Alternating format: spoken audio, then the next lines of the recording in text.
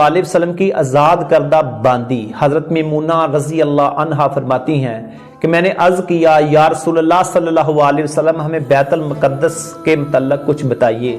تو آپ صلی اللہ علیہ وآلہ وسلم نے ارشاد فرمایا وہ قیامت کے لیے اٹھائے جانے اور جمع کیے جانے یعنی محشر کی سرزمین ہے، تم وہاں جاؤ، اس میں نماز پڑھو، کیونکہ وہاں ایک نماز پڑھنا دوسری جگہ کی 1000 نمازوں کے برابر ہے۔ میں نے عرض کیا اگر میں وہاں جانے کی استطاعت یعنی طاقت نہ رکھوں تو میں کیا کروں، مجھے بتائیے۔ تو آپ صلی اللہ علیہ وآلہ وسلم نے ارشاد فرمایا کہ وہاں کے لیے تیل بھیج دو جو اس کی قندیلوں میں جلایا جا سکے، جس نے ایسا کیا وہ بھی وہاں جانے والے کی مانند ہے۔ اس لیے اگر ہم بیت المقدس نہیں جا سکتے تو خدا کے لیے ان بے سہارا، ان بے آسرا، وہ فلسطین، وہ غزہ والے یار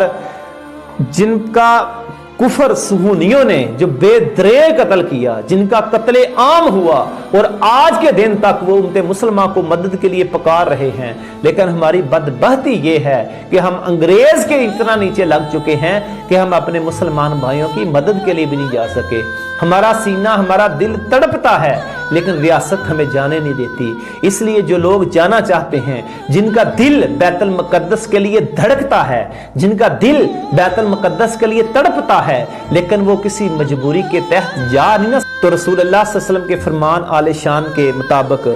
آپ وہاں پر کچھ کھانے کے لیے بھیج دیں، پینے کا سامان بھیج دیں، یعنی کچھ بھی تیل بھیج دیں، کچھ بھی ایسا بھیج دیں، تو انشاءاللہ تعالی نبی صلی اللہ علیہ وسلم فرمایا تھا کہ ایسے سمجھیں جہاں آپ نے وہاں جا کر خدمت کی، اور یقین کریں قدس کے ساتھ ہمارے دل دھڑکتے ہیں، قدس کے ساتھ ہماری جانیں دھڑکتی ہیں، ہمارا ہر سانس قدس کے ساتھ دھڑکتا ہے، کیونکہ وہ ہمارا پہلا قبلہ ہے، کیونکہ اس قدس کے ساتھ نبی صلی اللہ علیہ وسلم سے بہت زیادہ محبت تھی، کیونکہ رسول اللہ صلی اللہ علیہ وسلم نے وہاں پر انبیاء کی امامت کروائی تھی۔ اس لیے اگر ہم جا نہیں نہ سکتے تو ہر شہر میں کیمپ لگے ہیں، تو خدا کے لیے اپنی نیک کمائیوں سے قدس والوں کے لیے، اس وقت قدس والوں کو بہت ضرورت ہے، خاص کر اس سردی کے موسم میں جب ان کے پاس چھت بھی نہیں، ان کو کمبل کی، رضائیوں کی، تلائیوں کی، کھانے کی، پینے کی ضرورت ہے، تو مہربانی فرما کر آپ قدس والوں میں